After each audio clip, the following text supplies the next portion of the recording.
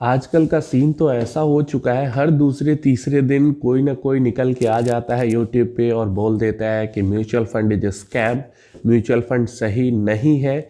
और रिसेंटली मेरे कमेंट भरे थे, कुछ कमेंट्स आए थे इससे रिलेटेड कि सर म्यूचुअल फंड स्कैम है क्या, म्यूचुअल फंड स्टॉक किस प्राइस पे बाई करते हैं सेल करते हैं ये तो हमें पता ही नहीं चलता, म्यूचुअल फंड के अंदर ट्रांसपेरेंसी नहीं है। बहुत तरीके की चीज़ें कमेंट में, क्वेश्चंस में आए। मैंने सोचा कि ऐसे ही कुछ होगा, लेकिन फिर मेरे शॉर्ट्स फीड में एंड यूट्यूब के फीड में एक छोटा सा पॉडकास्ट टाइप का वीडियो आया एंड शॉर्ट्स में भी वैसा आया, जिसमें मैंने देखा कि कोई आराम से सोफा पे बैठा हुआ बंदा कह रहा है म्यूचुअल फंड स्कैम है, म्यूचुअल फंड में बिल्कुल ट्रांसपेरेंसी नहीं होती है। वहाँ पे क्वेश्चंस उठाए गए उस वीडियो में कि म्यूचुअल फंड किसी स्टॉक में इन्वेस्ट करती है और वो 400% का रिटर्न दे देता है, लेकिन म्यूचुअल फंड का रिटर्न तो 20% का ही रहता है या 15% का ही रहता है। तो इन सब टाइप की क्वेश्चन थी। तो सबसे पहले यही क्वेश्चन मैं आपका क्लियर करता हूं कि म्यूचुअल फंड ने किसी स्टॉक के अंदर इन्वेस्ट किया और उसने 400% का रिटर्न दिया, तो म्यूचुअल फंड ने सिर्फ 20% का रिटर्न क्यों दिया? तो यहाँ पे थोड़ा सा लैक ऑफ कॉमन सेंस, ये आपने ये कहावत सुनी होगी कि common sense is not so common these days. तो ये एक छोटा सा कॉमन सेंस है कि म्यूचुअल फंड ने जो 400% का रिटर्न दिया वो 1 महीने या 1 साल में तो दिया नहीं, 2 साल, 3 साल, 5 साल का कम से कम टाइम ड्यूरेशन लगा होगा, तब किसी स्मॉल कैप स्टॉक में भी 400% का रिटर्न दिखा होगा इतने टाइम पीरियड के बाद। एक साल में 400% का रिटर्न दिया नहीं होगा। तो पहला तो यहाँ पे जो वो रिटर्न है 400% का, वो 4-5 सालों में कम से कम तो डिवाइड हुआ है। दूसरा, जो म्यूचुअल फंड ने उस स्टॉक के अंदर में इन्वेस्ट किया है वो पूरा 400% की जो रैली है उसको कवर ही कर ले। ये जरूरी नहीं है किसी ने 100% किया हो, किसी ने 50% किया हो, किसी ने 200% कवर किया हो। तो सबसे पहला तो ये है कि 400 का 400% पूरा कवर करना मुमकिन नहीं है। और दूसरा, 1 साल में म्यूचुअल फंड इतनी भी छोटी कंपनीज में इन्वेस्ट नहीं करती है जो कि 1 साल में 400%, 500%, 1000% का रिटर्न दे दे। म्यूचुअल फंड उतनी छोटी कंपनी, उतनी ई लिक्विड कंपनी के अंदर इन्वेस्ट नहीं कर सकती है, क्योंकि कोई कंपनी अगर 10,000 करोड़ की होगी, 5,000 करोड़ की होगी, 1,000 करोड़ की होगी, तो 1 साल के अंदर में वो 400-500% का रिटर्न नहीं देगी।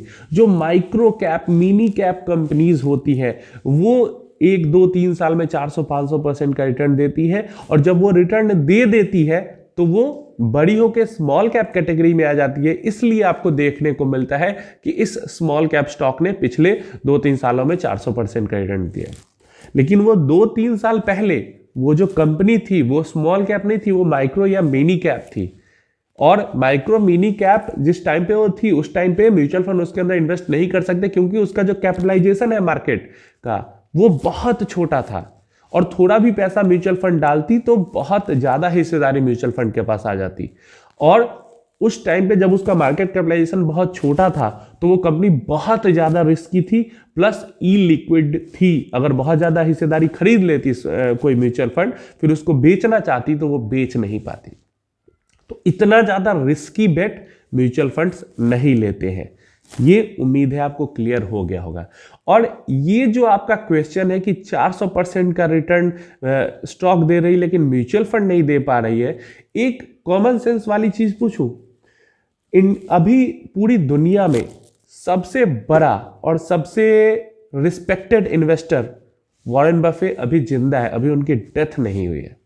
आप गूगल पे जाके सर्च कर लो, जितने भी इन्वेस्टर हो आपके मन में ऐसा क्वेश्चन आ रहा है कि उन्होंने अपनी वेल्थ को कितने % से कंपाउंड किया है।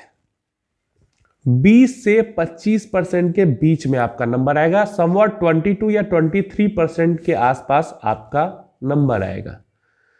तो फिर इतना ज्यादा पैसा उन्होंने कैसे बना लिया?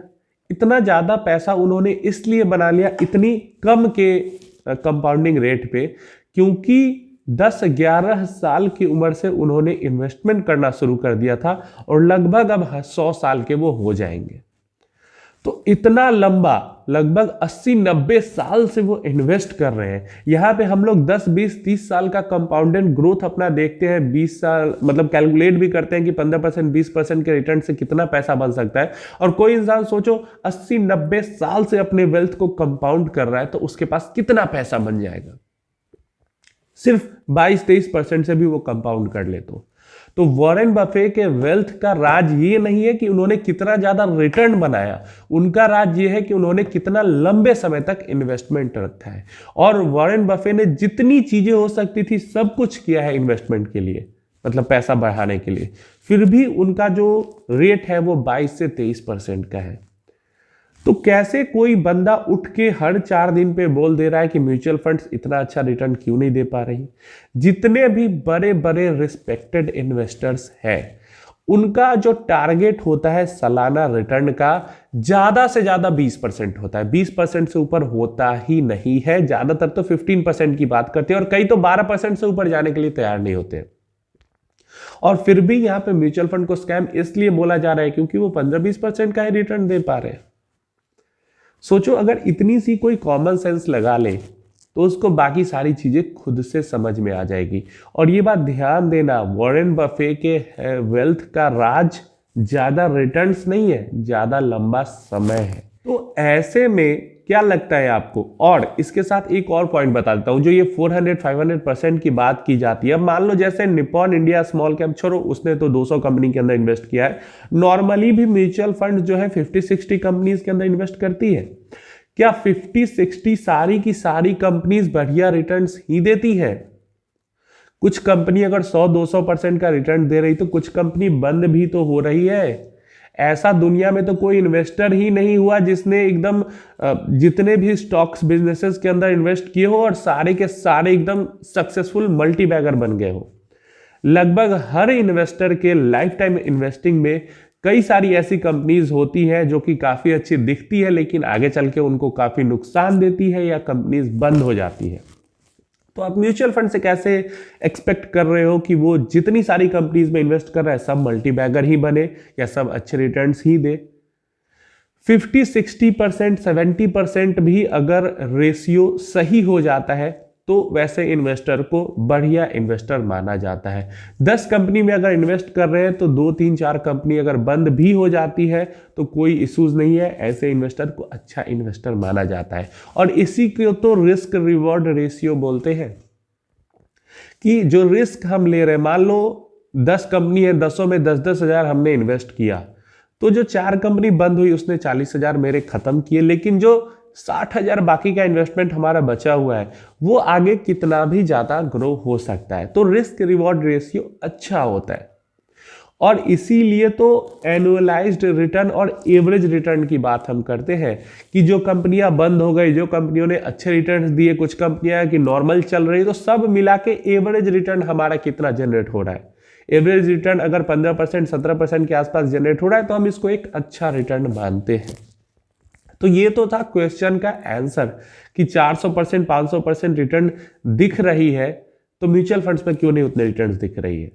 तो सबसे पहला तो ये आंसर हो गया, उम्मीद है ये चीज क्लियर हुई होगी। दूसरा क्वेश्चन है कि म्यूचुअल फंड्स के अंदर ट्रांसपेरेंसी नहीं है। म्यूचुअल फंड्स के अंदर ट्रांसपेरेंसी कैसे नहीं है, मुझे ये नहीं समझ में आता। म्यूचुअल फंड्स के अंदर ट्रांसपेरेंसी बस 30 दिनों के लिए नहीं होती। सेबी का गाइडलाइन है कि हर 30 दिन 30 डेज के बीच में म्यूचुअल फंड्स को अपना पोर्टफोलियो डिस्क्लोजर देना है कि कौन से स्टॉक्स के अंदर बाइंग की गई है, कौन से स्टॉक्स के अंदर सेलिंग की गई है। हाँ, कुछ हो सकते हैं सिक्योरिटी रीजंस या फिर कुछ रीजन हो सकते हैं कि हाँ स्ट्रैटेजी वाइज रीजन, जिस कारण से डेली बेसिस पे पोर्टफोलियो डिस्क्लोजर नहीं होता है म्यूचुअल फंड्स के अंदर में, या कितना परसेंट बेच रहे हैं, कितना परसेंट खरीद रहे हैं, कितने प्राइस पे बेच रहे हैं, कितने प्राइस पे खरीद रहे हैं। इसके कुछ रीजंस हो सकते हैं जिस कारण से म्यूचुअल फंड्स के अंदर में ये सब चीजें डिस्क्लोज नहीं की जा सकती है, चाहे कोई भी रीजन हो। ऐसा किसी म्यूचुअल फंड्स ने आगे से नहीं बोला कि इस रीजन से डिस्क्लोज नहीं होते। हो सकता है कि इस पे काम बहुत ज्यादा बढ़ जाए, जिस पे खर्च बहुत ज्यादा बढ़ जाए। अगर ये सब चीजें डिस्क्लोज करनी पड़ी डेली बेसिस पे तो एक्सपेंस रेशियो बढ़ाना पड़ जाए। कई रीजन, कुछ भी रीजन हो सकता है। और यहाँ पे जो म्यूचुअल फंड है वो गेम ऑफ ट्रस्ट है, ट्रस्ट का गेम है। अगर कोई म्यूचुअल फंड आपको अपने पोर्टफोलियो में देखो XIR रिटर्न्स जो आपको मिल रहा है, अगर 15% का मिल रहा है या 17% का मिल रहा है या 20% का मिल रहा है, अगर आपको विश्वास है कि आप खुद से अगर इन्वेस्ट करते हो तो आप 50% का XIR रिटर्न जनरेट कर सकते हो, या हर साल में आप अपना पैसा 4 गुना कर सकते हो। खुद से इन्वेस्ट करो।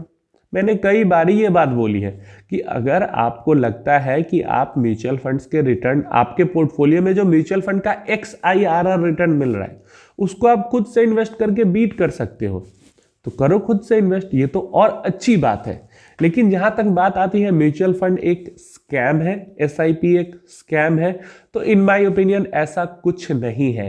अगर पोर्टफोलियो में, इक्विटी इन्वेस्टमेंट में, पोर्टफोलियो में अगर 15%, 17% या 20% XIRR रिटर्न्स जनरेट हो रहे हैं, इससे बढ़िया कुछ नहीं हो सकता एक नॉर्मल रिटेल इन्वेस्टर के लिए। ऐसे समय पे जब वो कुछ नहीं कर रहा है, उसने बस पैसे इन्वेस्ट करके छोड़ दिए हैं, जॉब बिजनेस में एक्टिव इनकम कमाने में ज़्यादा मेहनत कर रहा है, ये जो इन्वेस्टमेंट है रिटायरमेंट के लिए या घर खरीदने के लिए, गाड़ी खरीदने के लिए या चाइल्ड एजुकेशन के लिए या चाइल्ड फ्यूचर के लिए बस इन्वेस्टमेंट करके छोड़ दिया हुआ है, जहाँ पे कोई तीसरा फंड मैनेजर है, तीसरा बंदा ही है जो उस इन्वेस्टमेंट का ध्यान रख रहा है। तो ऐसे में अगर 15, 17, 20% का XIRR जनरेट हो रहा है, इन माय ओपिनियन कोई स्कैम नहीं है ये।